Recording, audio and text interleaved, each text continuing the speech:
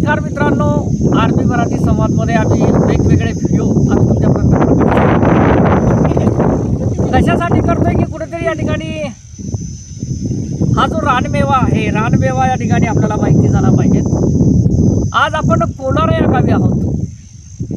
सुरेश गवळी आणि कैलास गवळी आणि सिद्धेश्वर गवळी यांच्या शेतामध्ये आपण आहोत। कशासाठी आलेलो आहेत की कुठेतरी हा जो रानमेवा आहे हे जांभूळ म्हणतायत आणि जांभूळ खाल्ल्याने काय होते हे तुम्हाला चांगल्या पद्धतीने माहिती आहे। आणि जांभळामध्ये कोणते घटक या ठिकाणी असतात, कारण की आपण आपलं शारीरिक जीवन आणि चांगल्या पद्धतीने निरोगी राहण्यासाठी आणि डोळ्यांच्यासाठी हा एक चांगल्या पद्धतीचं जांभूळ आहे। जांभूळ हे खाल्ल्याच गेलं पाहिजे, कारण जांभळामध्ये वेगवेगळे घटक या ठिकाणी असतात। डॉक्टरसुद्धा सांगतायत की जे फळं ज्या ज्या ऋतूमध्ये येत आहेत ते आपण खाल्ले गेले पाहिजेत। आपण हा एक जांभळाचा या ठिकाणी मेवा या ठिकाणी घेतोय।